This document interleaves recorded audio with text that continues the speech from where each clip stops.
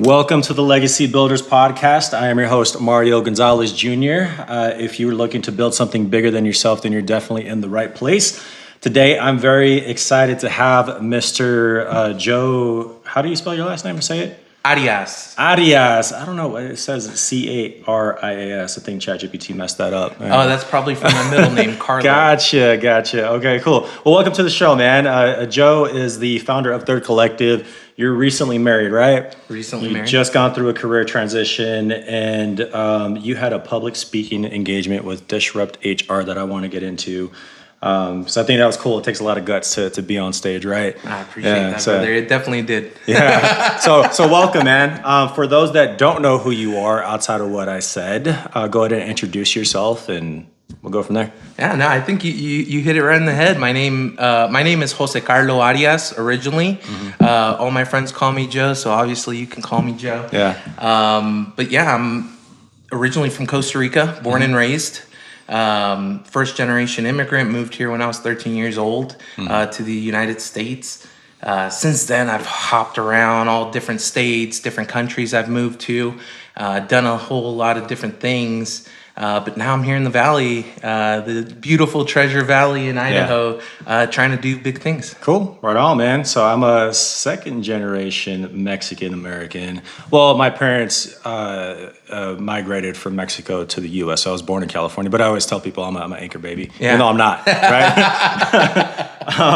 But dude, so I got to start with this. Like, you always have a smile on your face every time you meet somebody. Just like a hug, right? It's like you've known that person forever. Where does that energy come from? Like the positive energy? Because I know people have bad days, right? And so how do you keep that together? How do you keep the smile on your face? Honestly, I think it's like a mixture of imposter syndrome and gratefulness. Yeah. I think that's one of the things. It's like I'm just so amazed to have been able to do the things that I've been able to do and the opportunities I've been able to do. It's like I can't be more grateful. And it's like I feel like when you're really grateful about where you are, it's hard not to smile. Yeah. Okay. So any tips for somebody who doesn't have that? Think about the things that make you grateful. Mm-hmm. It's like it's very easy for us to kind of get caught up on our day-to-day. It's like you get tunnel vision and everything that's going on in life. So many different problems, so many different, solutions you got to come up with. It's like everything, you feel like Atlas with the world on your shoulders. Yeah. And it's like once you take a step back from there, and it's like I actually read this in a magazine where the same part of your brain that gives you gratefulness, those thought processes are the same ones that give you anxiety and stress. So it's like it's actually impossible to feel grateful and stressed at the same time, or grateful and anxious at the same time. And I kind of took that to heart. I was like, I'm a very anxious person. I'm like high wired all the time. Yeah. And it's like all of a sudden when I started being really grateful about where I was in life and the things that I was doing, all that stress went away. I wasn't staying up late at night thinking about all the unaccomplished things I had or all the things that I had in my life that I did want to accomplish. I was just in the moment, and I was really grateful to be there. So I think that's my tip. It's like just put yourself in the moment and really think about how hard and how many different things had to come to fruition for you to be in that position. Yeah. It's like, just think about your parents. What are the chances that your parents met in Mexico, had a kid, came over here for you to be here? Mm-hmm. It's like, it's amazing. It's like same thing with my parents. My parents came to the U.S. for more opportunity. And it's like, I can't let them down. It's like they had an idea. It's like I have so many people around me now that I can't let down. It's like I'm grateful for that. I'm grateful to be in a position where people look up to me or people use me as an inspiration. It's like that's my driving force. Yeah. 100%. Yeah. How much do you remember from, I guess, the first 13 years of your life, like being in a different country and then coming to the U.S.? Because as you're saying that, like, I know Americans in general have like this entitlement mentality, right? And I've kind of shifted to like, man, first world problems. Like, if I'm having a bad day, I know somebody out there is having a way worse day than I am. Absolutely. By 10x multiple, So do you remember any differences between then and now? Absolutely. And I actually call this time of life like my Spanish speaking brain. Because back then, it's like if you were talking to me in English, my brain would have to translate it to Spanish, translate it back into English, and then I can respond. I was very slow, very quiet to respond. I was very introverted. It's like I was a completely different person. Yeah. I didn't really come out of my shell until my brain switched. Once my brain switched, and it was right around probably grade 9. Grade 9 was when all of a sudden I started speaking in English in my head. And I remember it vividly when it happened. And I was like in shock. And all of a sudden I was able to respond to people quicker. I became like funnier and people liked having me around. And all of a sudden I had a bunch of friends. And it was like a direct moment in my life that I remember that switch. And it was just because of my brain thought process. I was able to get my words out of my mouth faster. So one key little thing changed my entire life and probably the trajectory of where my life was going to be headed. That's so cool, man. I like to hear that. Yeah, it's wild. I tell people all the time. It took me a long time to get out of my shell. You know, like I would hide in my room and relatives would come over because I didn't want to say hi. That's how bad it was. And so when I meet people like you who are just happy all the time and have the gift of gab, can talk to anybody and have conversations with anybody, I'm always impressed. So that's why I'm always like, man, what can I do to change that? You know, I've gotten better at it, but it's repetition. You know, getting comfortable being uncomfortable type of thing. So Yeah, I think you hit it right in the head. I Yeah. think that's a big thing. It's not natural. Yeah. And I actually admire the people who I believe are naturals. And it's like all this came from repetition, practice. It's like 15 years in sales as an introvert will make you an Oh man, yeah. Sales is a huge skill set to have, man, for sure. Absolutely. So you recently went through a job transition that you didn't choose. What was that moment like for you? Like, did it stir anything up internally, or what trajectory did that put you on? I love this question because it did. It was the first time in my life that I didn't have fear not having a job. And it's weird saying that because I have so many responsibilities now. I have a wife. It's like life is getting serious now. Yeah. And all of a sudden, it was the first time without a job that I didn't have fear. And it came from a couple different points. It's like, I'm very confident in myself right now and my skill set. And it's like those things I was able to take from every single past job and now able to apply it. But it was a shock to me. I was blindsided being let go from a company that I felt was very well established. We had just had our previous like best year. And then due to accounting reasons, you get nixed. And I'm like, oh man, I was like, what am I going to do now? It's like, do I just go ahead and find another job that I'm highly qualified for? It's like, it's Q4 right now. People aren't hiring in Q4. Yeah. I was like, there's so many things going on in my head, but zero fear. And then that was one of the things that it's like I had always that business ownership mindset. And it's like, how do I start my own business? I can do it better. I can do this better, whatever it is. And I got that approach from the accounting company of, taking part ownership to take over the sales and really them appreciating and valuing my skill set that I had built over years. Yeah. It was perfect situation, perfect timing. It's like those are the moments where I believe it's like we're in a place that's like it happened for a reason. And that's exactly what I felt. It was almost like eye-opening and like enlightening to a certain extent because all that thought process of what am I going to do next, what of this, it's like no, everything that I've been doing led to this. It's like I'm not thinking too much of the future. I'm putting myself in that present moment. And I'm still in my honeymoon stage right now, dude. I am enjoying entrepreneurship so much. But in that sense, it's like, all that pressure's back on my shoulders, everything. But that if it wasn't for that company doing bad with their finances, I wouldn't be a business owner right now. It would have taken me away from being able to do those passions. And I don't live my life with regret. I think if I wouldn't have done that, I would have had regret. Yeah. And I'll kind of segue a little because my wife told me that. She's the one who brought this to my attention when me and my wife were having a discussion about, hey, like, I'm not going to go look for a steady paying job. It's like, I know we're used to living here. We're going to have to come down here for now while it climbs back up. Yeah. That's a hard conversation to have with a wife. is. And I know that breaks down families and it breaks down marriages.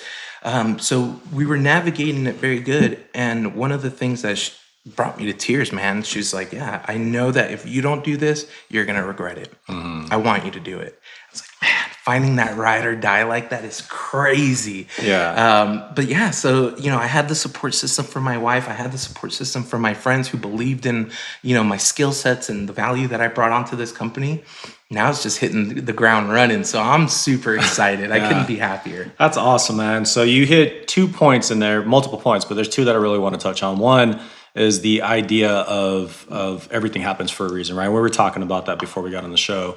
But where did that come from? And before I let you answer, I'll just kind of give you my background. So I had my relationship with God has been all over the place, right? And that's kind of where it stemmed from, is being born and raised Catholic. Like, a lot of the mindset is, oh, just put it in God's hands and God will take care of it, kind of thing. And so I went through my life experiences and just heavily relied on that. And I felt like at a certain point I was using that as a crutch.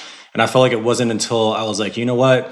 I am going to do everything by myself, when I saw my luck started to change. So now for me, it's a lot of the times I have that mindset of we create our own luck, right? Like, I'm going to have much better success if I try different things and then fail 9 times and one of them succeeds, than me waiting for something to fall, on my lap. Does that make sense? Absolutely. So that's kind of where, in a nutshell, that came from. So what is it for you in terms of everything happens for a reason? And I'll give you a crazy long-winded answer. We have very similar backgrounds. So I was born Catholic, also Costa Rica being a Catholic-run country.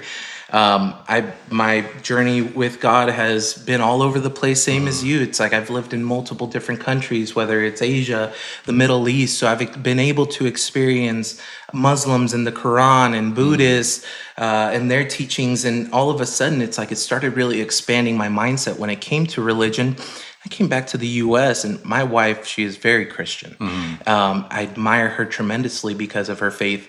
And that's when it started almost like a transition period, because I don't like to believe in predetermination. I don't like to think that there's quote unquote fate of, hey, this is the path that you're going to be on. It's predetermined. That makes me feel useless as a human. I like to believe that there is a path set for you of opportunities. Whether you take those opportunities, it's on you or not.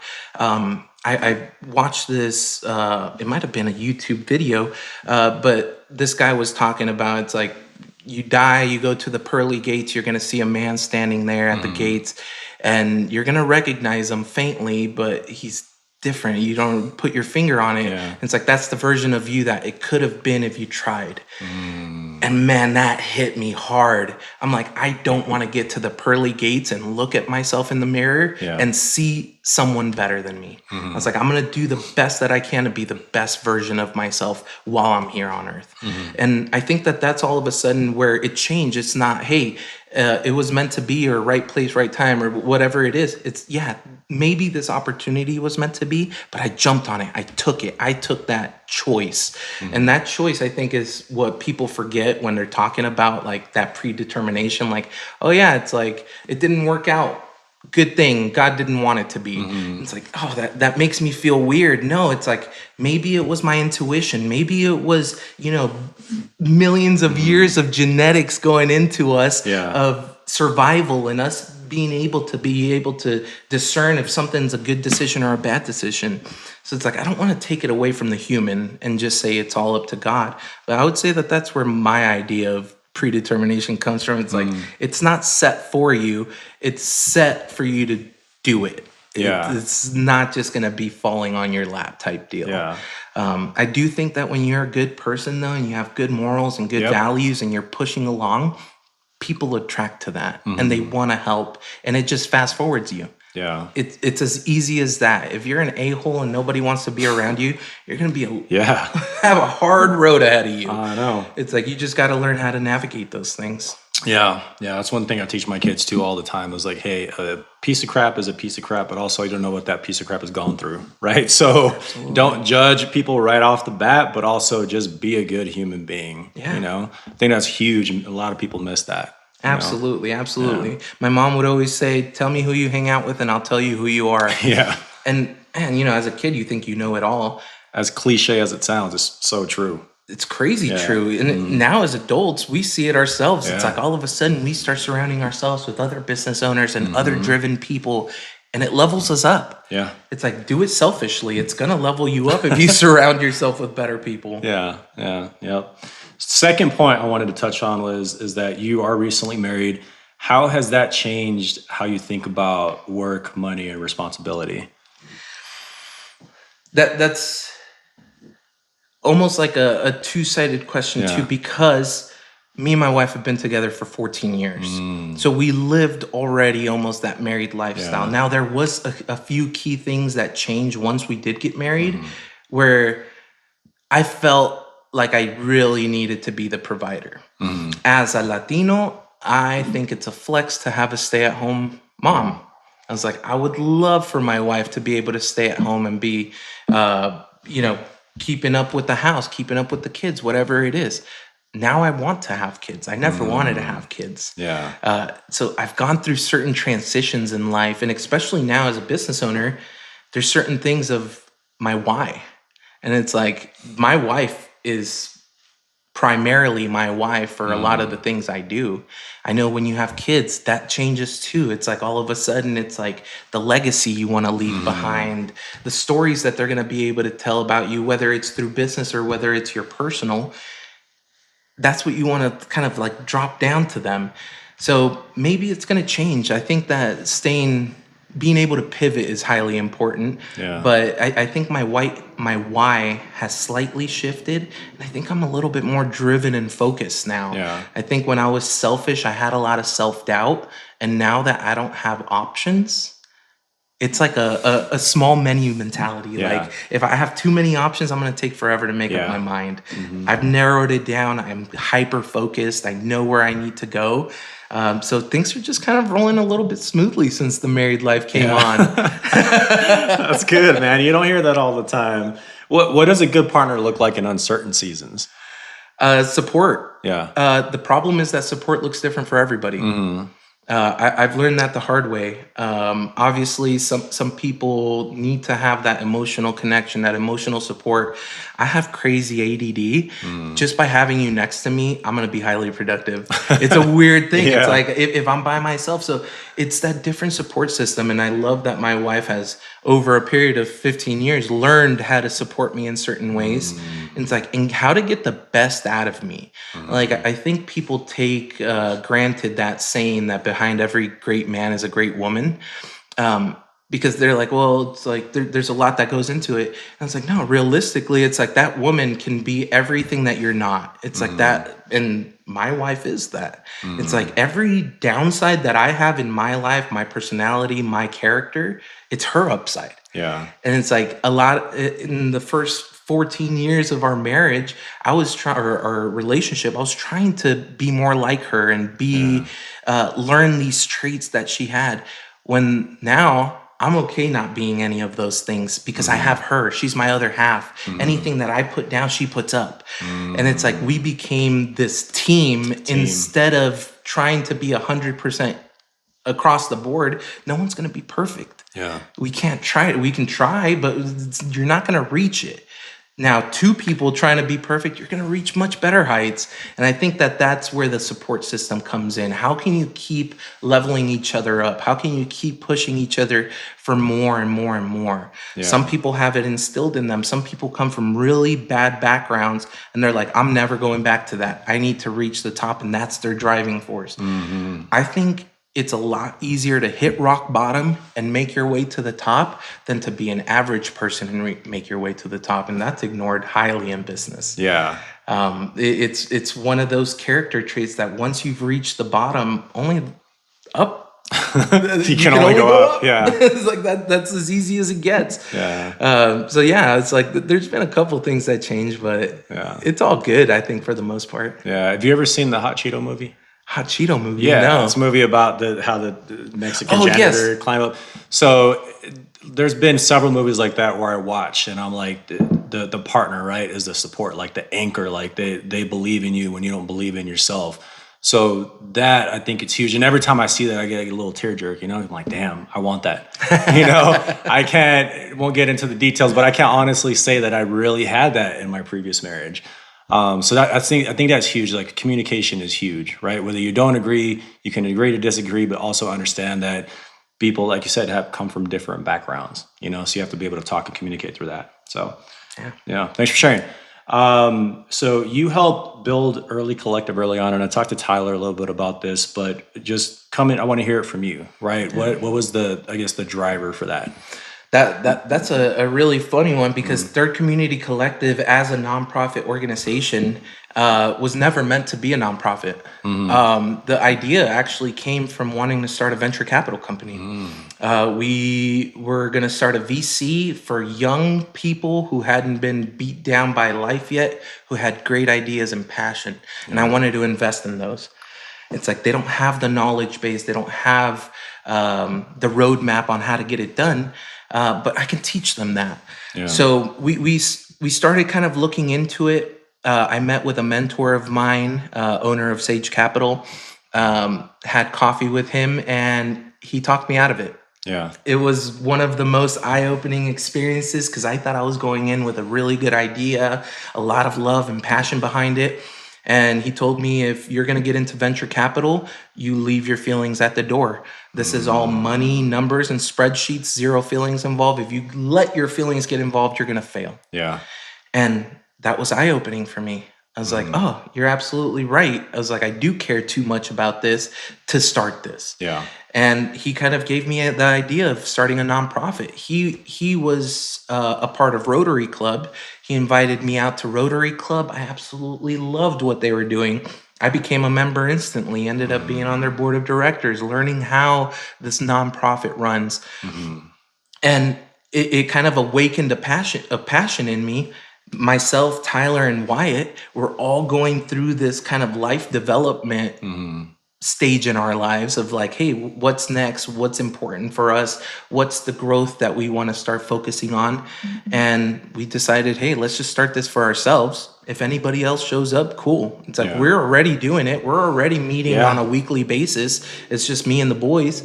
So let's just go ahead and leave it open-ended invitation. And if anybody wants to come and join, they can. yeah, And now what, we're like at over 35 active members. yeah, It's like, things are going smoothly. We're holding amazing events. hmm, So yeah, it's been one of those things that it came from such like a honest idea of what we wanted to do business wise, and it didn't come to fruition, but we didn't let it die. mm, We turned it into something that could be, and it's probably one of my proudest things I've ever worked on in my life. hmm, It's like, this is something that I'm going to look back on when I'm old, and I'm going to be able to feel that pride. I'm going to be able to look back at the people's lives who I influenced and see the changes firsthand. And you hmm, get those testimonials. I have our members coming up to me and telling hmm, me how we've helped them in life, how they were feeling in a rut, going down a depression, didn't have any man, passion in yeah, life, and all of a sudden being surrounded by all these people who are driven and motivated kind of brought them out of it. Dude, that's it huge. is, it, yeah, it, it's crazy how much little actions can affect a big picture. hmm, So I just want to have a little bit of a tick in people's lives. If I can leave it better than I found it, that's my goal. yeah, yeah, that's good stuff, man. So before I got into Third Collective, and I still do both sometimes, but I was in this group called F3. So Fitness Faith Fellowship is kind of the credo. Mm, Um, and it went well, right? So we get up at 5:15 in the morning to go work out outside, and like you have that bond through the workout, and then you have like just open forum where you can talk about stuff that's going on in your life, so you really share, and then end it off in a prayer. What I really liked about it was kind of that fellowship, but there was a key piece missing for me, and it was the fact that a lot of those families were still intact, right? So I couldn't find really anybody to relate to who had gone through a divorce and business ownership and entrepreneurship and all that. So for that reason, I stopped going for a long time. And then I ran into Tyler, I think it was at a chamber event, told me about their community collective. And I was like, oh, that sounds kind of cool. And what I really like amongst everything is your group is peer led in a rotating fashion, kind of like F3, right? So we all learn from each other. Anthony might go give a presentation on something. You might give a presentation on something. I might give a presentation on something because everybody has a skill set, right? So I love the idea of like, hey, we're all going to get in a room. We're going to collaborate. We're going to learn from each other and grow from each other. Absolutely. And it's all based around passion. That's the difference. Yeah. Passion doesn't involve any sort of degree or title. There's people who are highly passionate about things that never go to school for them that probably know more than some of the professionals. Yeah. And it's like, especially now where we have an overabundance of information in front of us, you can really become a professional. And it's one of those things. I don't want to just learn about things. I want to learn about things that people are really passionate about, because when you talk about something you're passionate about, you're almost selling it. You're bringing life to it. You can feel it too. Exactly. And it's like all of a sudden, those are the wheels we want to turn. And it's like those things that you would have never thought in a million years that you would catch yourself doing. All of a sudden, that wheel turns. It's like, man, this guy's talking about it with such passion. Yeah. Maybe I should try it. Let me go ahead and go do that cold plunge in the Boise River, knowing I would never do that. I'm so scared of that, man. I don't want to go. I'm definitely scared for that one. Yeah. But, those are the things. It's like getting ourselves out of the comfort zone, because getting ourselves out of the comfort zone when it's little things and when you're surrounded by that support group, all of a sudden when it's a big scary thing, it's not going to feel so big and scary. Yeah. You're going to think back about the last time you did something hard and how you were able to achieve it. And that's what we're trying to do. We're creating small wins for you to take that and snowball them into big wins. Compound effect. Absolutely. Yeah, I love that. Small wins, they stack up.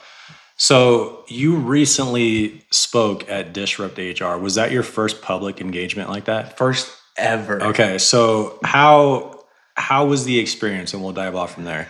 It was the best and worst experience of my life. The highest of highs, the lowest of lows. Yeah. And I'll explain why, because the background on me being an introvert stems still into my adult life. Yeah. It's like I'm not that public speaker guy who's just going to go out there and speak confidently in front of hundreds of people.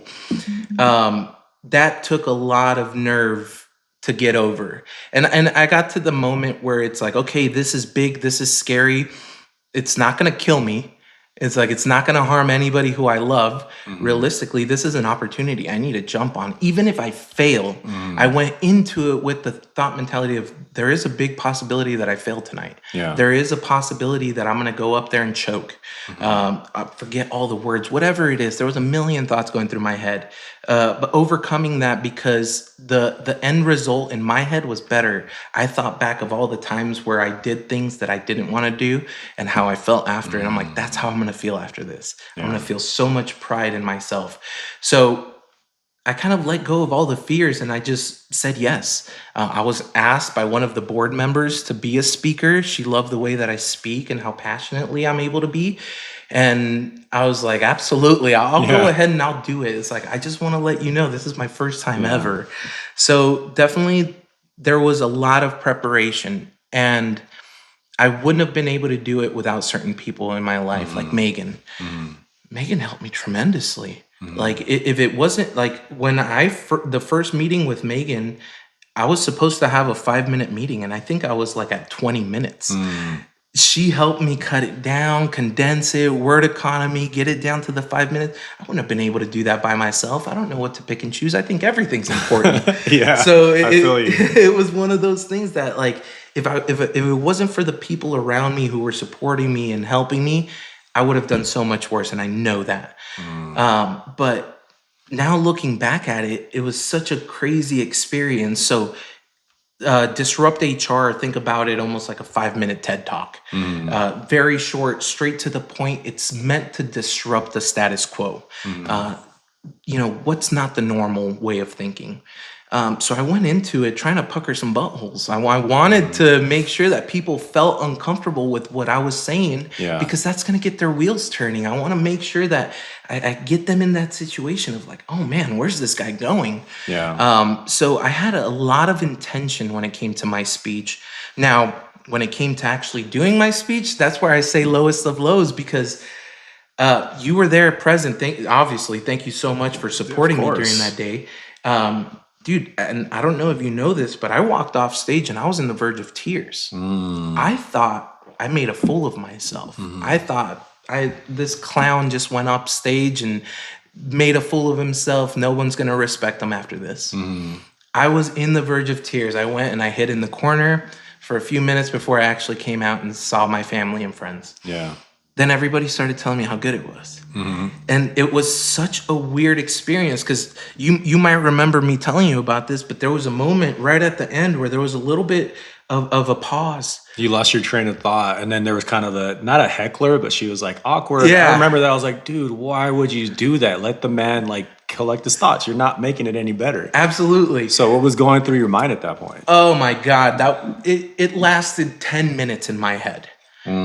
It was 5 seconds. I could see I that. timed it. So we went back and looked at the videos, and it was only a 5-second pause.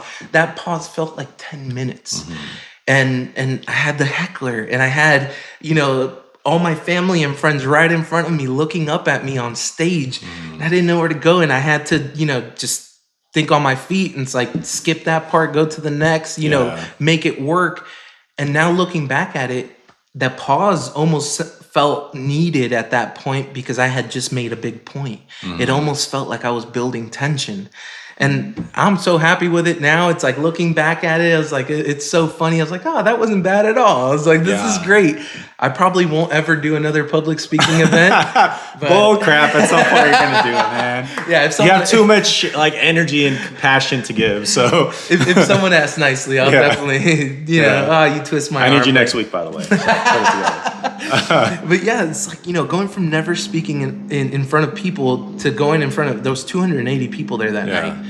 It's like, that's a massive That's huge, crowd man. for me. Especially if you never presented like that before. Absolutely. And in my head, they're all business professionals. They're all HR, business owners. They're, quote unquote, high ranking in the business community. And I was like, this is my people. I need to make sure I make a good impression. So the pressure was crazy high. But yeah, man, now I look back on it, it's like, yeah, that was a breeze. That was easy. It's like, but I don't think of the 3 months of me studying every single day to memorize this verbatim, memorizing my points, the way that I was, explaining things, my hand motions, and then getting there on the day. And then all of a sudden it's like, hey, the clip-on mic, you're going to have a real mic. All the hand motions changed. It's like little things like that. It's like being able to pivot. If you're not putting yourself in these uncomfortable situations constantly, you're going to get to a point where you're going to come across something and you're going to freeze and you're going to fail. And it's like the more you put yourself in these uncomfortable situations, the better you're going to do in them. Yeah. It's like very rarely do you, what is it called when you,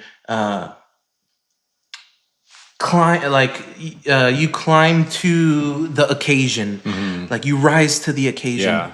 Very rarely does that happen, and you usually revert back to your basic training.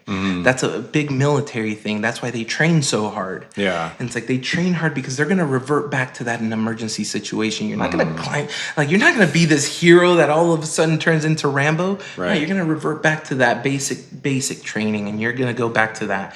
And that's where I feel like we as business professionals need to keep sharpening that knife. A lot of times we let our egos and pride get in the way, and we think we know it all, or, oh, I've already reached this level, or blah, blah, blah. It's like once you stop learning, you're dying. Get out of the industry. That's what I believe. At least when it comes to sales, I tell every single new salesperson I teach, if you think you know it all about sales, quit. You're done with sales.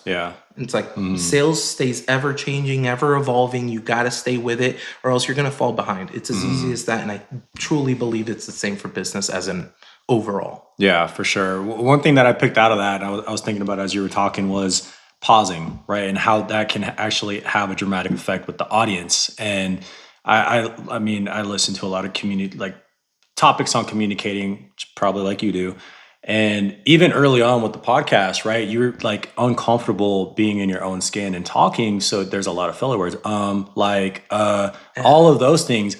You don't have to do that. If you don't have anything to say, you have to collect your thoughts. Just pause, think about it for a little bit, and then talk. Yeah. Right. It sounds a lot better than having all those filler words. No, 100%. Little thought process goes a long way. No kidding. No kidding. How do you deal with nerves or uncertainty in general? And let me preface that by saying that when I was in software sales, I would have to present to 20 or 30 sales reps on to sell like the product that I specialized in. Even that was tough for me, right? So I would find myself, if I would get a question and it threw my presentation off track and just came left field, I was like, oh crap. In my head, I was sweating. I could visibly feel myself getting clammy, you know? So how do you deal with that uncertainty or the nerves? So two different things that I do. Number one, nerves, and this was actually taught to me by one of our close military friends, Wyatt Stimson, who's also the partner in 3CC, box breathing. He taught me this years ago of just, breathe in 4 seconds, hold it 4 seconds, breathe out 4 seconds, hold it 4 seconds. Yeah. It's such an easy technique, and it really changes kind of like the chemistry of what's going on in your brain, how much oxygen you're getting into your brain, how much clearer it's going to be. So there is actual science behind, it's not just mumbo jumbo meditation. Yeah. This actually can help bring down those nerves. So there is like actual techniques like grounding that you can do. So certain things that are going to mitigate the nervousness. But at the end of the day, I think nervousness makes us human. Yeah. I think if you're not nervous, you're probably like a psychopath. Like it's as easy as that. Like if you're not feeling any sort of nerve or fear, you got to also understand that those same key receptors are excitement. And it's like, think about it as excitement. I never say I'm so scared for this. I say I'm excited for this. That verbiage change in my just coming out of my mouth changes the way I think about it. It's like almost like a subconscious. I'm tricking myself. Yeah. And it's like, no, you're not scared right now. You're just excited. You're gonna try something that you've never tried before. You're gonna do something that you're not in your comfort zone to do. Yeah. The quote that I sent out in the group the other day, I forget what speech it was, but it was something along the lines of you become what you think, right? Rewire your brain. Absolutely. Yeah. The way that we speak to ourselves and the way that our minds think has a lot to do with what we're gonna do. When I have those fears. I've been in front of my computer with my phone in hand, ready to make phone calls, and I'm procrastinating. Dude, I've been I'm there. just sitting there, and I'm like, I should be making phone calls right now. It's like, let me find some marketing I can do. Let me make some ads real quick. And it's like getting over that just comes down to you being a man at the end of the day and saying, fuck it. I need to do this. There's a lot of times that we don't. Can I curse? Yeah, sure. It's like beep, beep, beep, beep. Yeah. But yeah, it's like at a certain point in life as men, we just got to do it.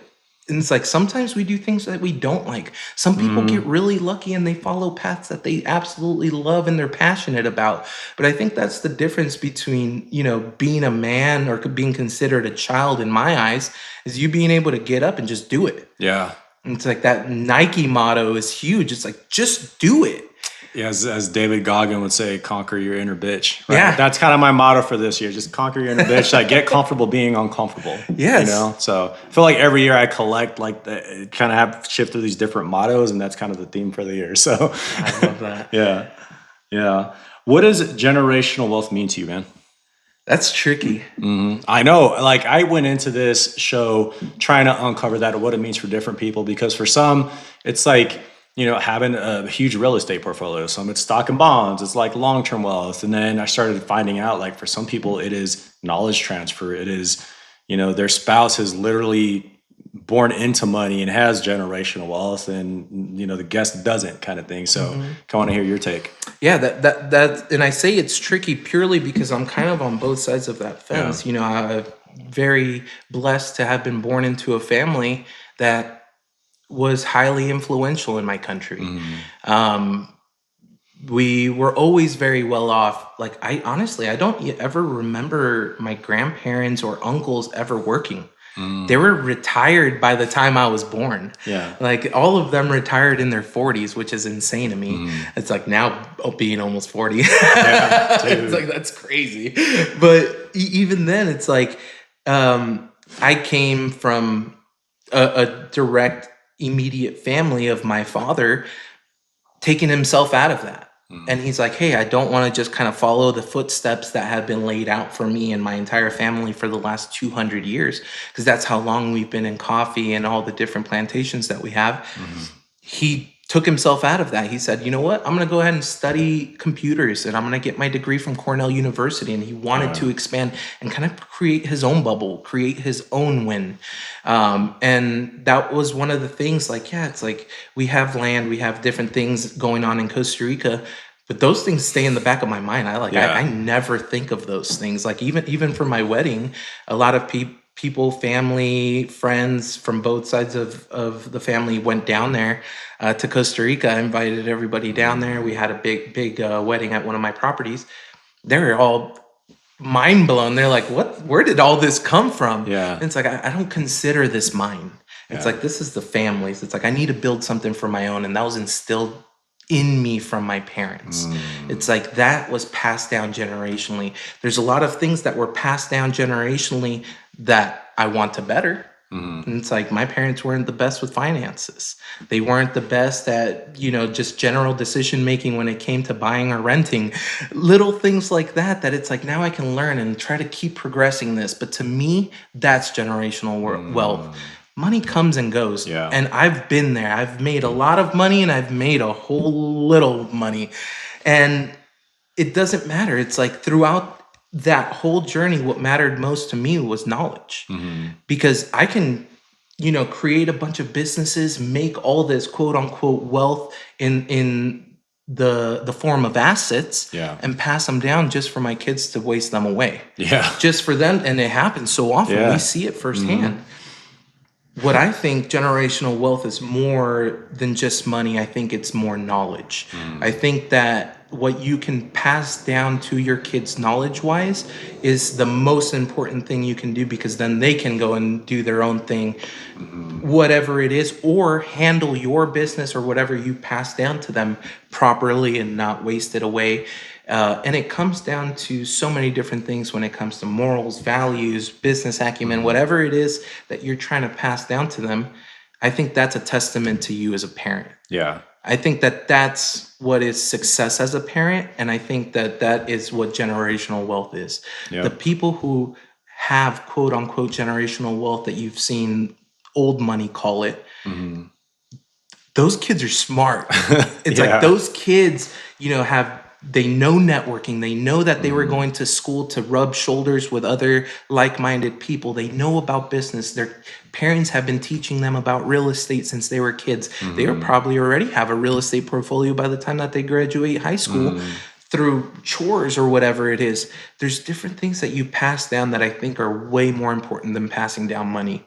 And I think that that is my definition of generational wealth. Yeah, for sure. And I think kind of to that, it's the idea of nature versus nurture. And it can go layers and layers and layers and layers, right? So the people that come from old money, those kids probably have a better network or resources that they can get a lot further versus somebody, I don't know, who came from the gutter and like that's what they see, so they think that's the norm. So there's a lot of stuff that can go into it, but at the end of the day, like just you have to start somewhere. It doesn't matter where you're at, right? So we're gonna flip real quick to pro trade because I know that you have a very extensive sales background, right? I don't know how deep your experience in accounting goes, but in the time that you have been with pro trade, what do you see that business owners misunderstand the most? So it's quite funny because I don't have an extensive accounting background. I have dabbled and handled certain things, but very surface level. So everything's brand new to me. Yeah. I think that's one of the things that makes this business so intriguing and exciting for me is that I'm learning a lot. I'm very big into the knowledge side of things. One of the things that I think that I didn't see firsthand, and I think that a lot of businesses owners don't understand or might not put so much emphasis into it, is time is money. At the end of the day, a lot of the things that I can do, you could probably do too. Yeah. It's like, and I'm not saying me personally, me as a business, what we can do for you, what is that time worth it for you? Are you spending 15, 20 hours a month cleaning up your books, categorizing things correctly, Or are you going to let me do it for a fraction of the price because I know your dollar amount based on your time is valuable? Yeah. You have a lot of value. The only thing that we can't get back is time. Money will come and go, so value your time highly. Yeah. And if you value your time highly, you're not going to want to spend your time doing things like bookkeeping. Right. It's as simple as that. A lot of the things can be delegated, even if you can wear your own hat, because this is going to help you grow and scale. It's going to take your mind away from doing something like bookkeeping and let you spend it doing something business critical. And I think that's where people, have a disconnect most of the time. They think, I can do it. Yeah. Yeah, I guarantee you probably can. Been there, done that. Yeah, I was like, you probably can. I was like, do you want to though? Is that how you want to spend your time? Or do you want to spend your time thinking about marketing and sales and how you're going to scale and hiring and all these things that are really going to affect your ROI? And it's like, sometimes you need to spend $1 to make 2. Yeah. And I think that accounting is a perfect example of that. Yeah, I think I was talking to Zach about it, and it kind of happens with pretty much any service. Like, people don't want to pull the trigger and spend money until something catastrophic happens, right? They have the oh shit moment. I probably should have done that. Then they want to talk to you and exchange dollars. So trying to educate people, especially when it comes to sales, which I think we need to do a whole nother episode on sales and brass tacks. I think that would be a really good conversation. I love that. But yeah, just educating people and helping them understand, like, you need this. Yeah. Don't think you don't, because you do. You're going to get your time back, but also at some point a failure is going to hit and you're just going to be, oh shit. And obviously, it's like, being in the industry, I'm going to be a little more biased because I see all the issues firsthand every day. So I might think like, oh, this is an overabundance of issues. But I see so many just issues that it blows my mind. Like, a small business just missing $50,000. It's like, how do you go missing $50,000? It's like, how can you just lose $50,000 and forget about it? It's like, you're not at that size yet. It's like every penny counts right now, and you just lost $50K. It's like, so little things like that happen every day. Yeah. And it's not because you're doing something wrong. It comes from a level of ignorance. And de-villainize the word ignorant. It's just they don't know what they don't know. Yeah. And that's the biggest disconnect, that it's like, hey, let us bridge that gap for you. Right now, I would say probably like 95% of the new client work that I'm doing is pro bono. It's like, I'm going in there to educate them first. Yeah. I'm not going to take a dime from you if I'm not going to be a good fit for you. Let me go ahead and do a review. Let me see what you're actually missing, because I can't just trust for you to know everything about your accounting. Let me go ahead and do a full review for you, and then I'll let you know what you need. Because this whole back and forth in sales got dirty. Sales is a bad word now. Yeah. And how can I get away from that? I'm a support system now. I'm not doing sales. I honestly don't want your business if I'm not a good fit. Yeah. And I wholeheartedly believe that. And I've turned down clients because I haven't been a good fit. So in that sense too, it's like, I don't want to be transactional. I don't want to make a quick buck. I want to make sure I do good for my clients and that I'm going to have them for the next 30 years. Yeah. That's the main focus when it comes to this. And I think that comes with trust. And the only way to build trust is with knowledge. Yeah. So that's where step number 1 for me in my sales process is going to be education always. Yeah. That's where Zach sold me to, is because I had gone through my fair share of bad bookkeepers already. And he was like, hey, let me just do a review, right? And I don't know what I don't know, like you said earlier. And so once he actually went through the review and it was in detail, I was like, holy crap, I knew my bookkeeper / CPA was bad, but I didn't know he was that bad. And so right away I was like, all right, dude, let's go clean it up. Yeah. And I'm going to have Zach back on the show, but I was like, man, I really want to talk about how annoying it is. Katie's after me all the time. I need this, I need that. But I know it's for a good cause, right? Yeah. To get me to where I need to be. So, yeah, man. Yeah, that's hilarious too, because we talk about that. It's like, there's also a fine line of communication. Yeah. And it's like, we want, obviously, in the beginning stages, like, we took you on as a client. We need to know a lot of information. We need to know almost the way we got to download your brain. And it'd be so much easier if I can just press download and get all that information. It's like, but in the beginning stages, we pride ourselves with hyper communication. We want to make sure that you know that you're getting taken care of. Yeah. Because in the industry, primarily, it's a nightmare to get a hold of your CPA. I've been trying to get a hold of my personal CPA for the last 3 months. Yeah. I can't wait to switch to my own company. It's like, this is one of those things that it's like, communication is so important. And right now in the beginning stages, definitely hyper communication is highly important to us, but it starts trickling out. And it's like, once we become professionals in your business, we learn your business, we learn the way you think, we just start making decisions. So it does clear out better. It's like, it will get better. We won't be hitting. No, I'm right at the tail end. My books for last year are almost done. And then from there, it's just boom. So I'm not worried about that. Well, looking a few years out, man, what are you building towards? Building towards right now, honestly, it's just going to be a better future. So I do have kind of clear set goals of certain things that I'm trying to reach within like my 1, 3, 5, 10-year marks. But realistically, what's going to truly make me fulfilled and happy is constant continued growth. I don't have a lot of benchmarks of where I want to reach. I have certain things that I want to do, but it's more situational. It's not, hey, I want to be in this stage in life by this age. As long as I'm continually growing and getting better at what I'm doing, I think that that's going to bring me the most reward back in my life. It's going to keep me from looking back and saying I could have done more. It's going to keep me from staying up late at night, laying in bed, staring at the ceiling, thinking about all this stuff. It's like, when I'm progressing and I'm growing as a person, I don't have those thoughts. Those thoughts go away.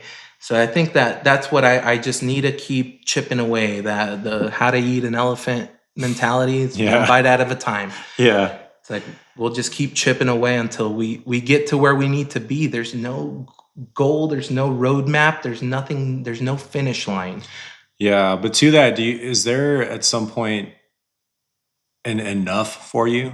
No. And I've talked about this deeply with other business owners, because I say I utilize this as my superpower, and it might not be the same for everybody because everybody's a little bit different.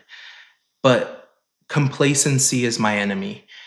I think that is the worst trait a person can have. I think that if you're not growing, you're dying.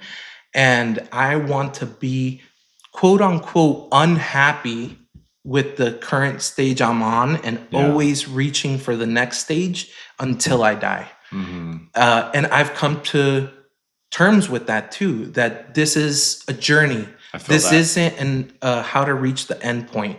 I think in life, the end point gets us a lot of gratitude. That's how we know we're doing good. Okay, you did this, you achieved this, you achieved this, you achieved this. I don't want to achieve anymore. I just want to achieve in life and keep growing and keep being better, because that's what's going to keep me from looking at myself in those pearly gates and thinking, oh, I could have been something different. So I think at the end of the day, that's constant growth. Stay unhappy, stay growing, stay evolving, stay changing.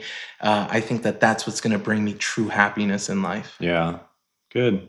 As we close out here, what is one piece of advice you give to the younger generation? I'm 41. You said you're almost 40, right? We have enough life experience to share with the younger generation. So what's one piece of advice you would give to a 20-year-old or your 20-year-old self for that matter? Do it now. Don't wait. Mm-hmm. There's no point in waiting. We all fail.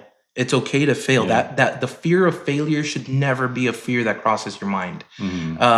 The fear of success is a much better fear to go off of. But the fear of failure is just going to hold you back. Just do it. I talk to entrepreneurs and business owners all day long, and what they tell me is, this is my 4th venture. This is my 7th venture. Man, and it's like track. So many failures before they reach success. It's not about what you're doing, it's about what you're growing to. So just start it now. I would say that that's number one, because if I would have started a business at age 20 when I first wanted to start a business, I guarantee the knowledge base that I would have on how to actually run a business would be 10 times higher than it is now. It's like, it's just progression. I would have kept myself in line with those other business owners and kept pushing forward in those senses. So do it now. Good, man. Well, Joe, I appreciate you being on the show and your energy, especially in the middle of uncertainty and talking through that and kind of your lived in experiences. This is what legacy looks like in real time. If this episode resonated with you, share it with somebody who's navigating through the challenge. And until then, we'll see you in the next one. Thanks, See you, man. brother. All right, Thank you bro. for having me. Yep, no problem.